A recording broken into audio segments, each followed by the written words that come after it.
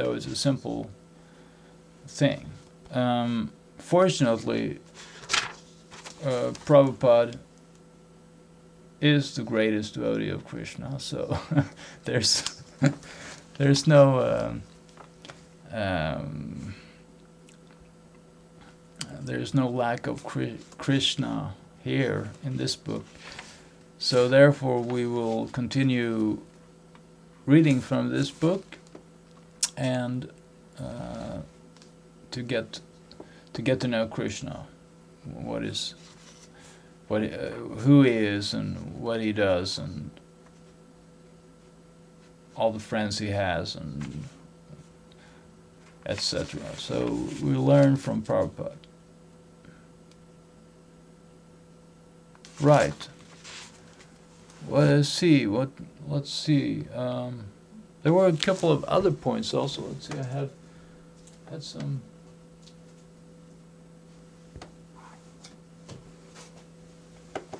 As for the first verse. I just checked in Sankaracharya's book here, but I didn't. No, there was no purport. There was no explanation for the first verse in the Gita, so we don't have to talk about that this time. See what we also.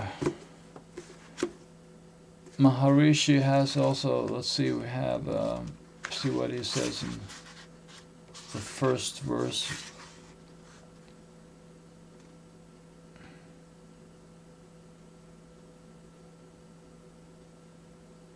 Right. So.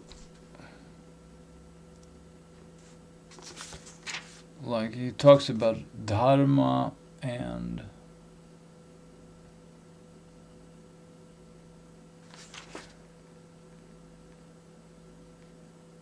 Yes.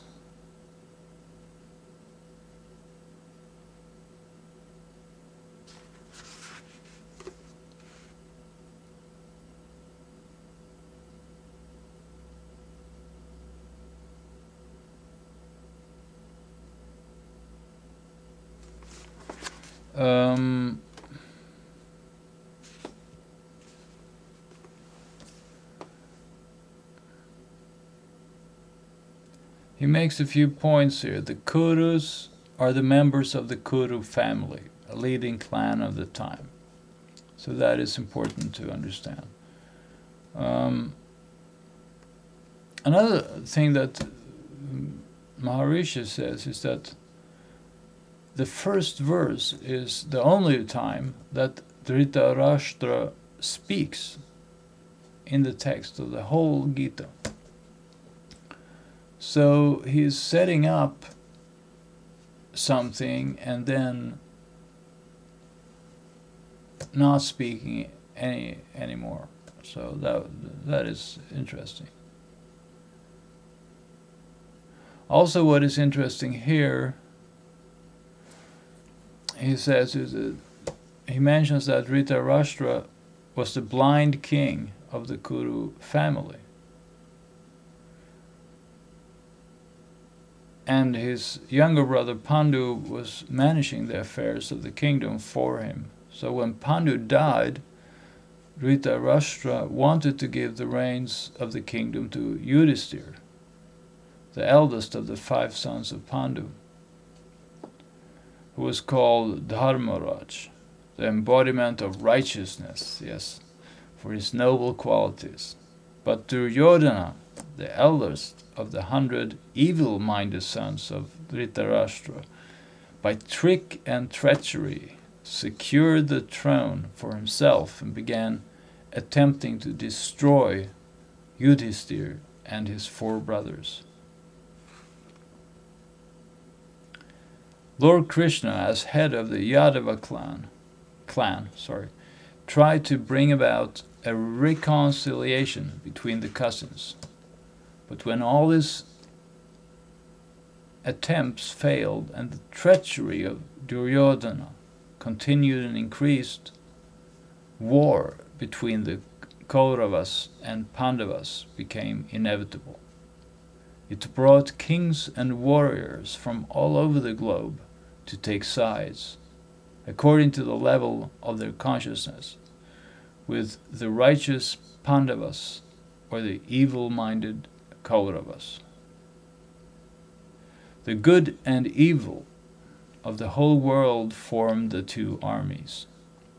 Lord Krishna's main mission, which was to destroy evil and give protection to righteousness, had been simplified. Sanjaya is the charioteer of the blind king Dhritarashtra. The word, however, means one who has conquered the senses and the mind.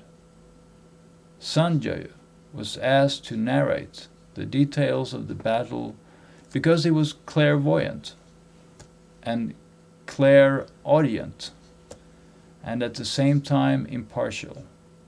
The whole of the Bhagavad-gita is Sanjaya's answer to Dhritarashtra.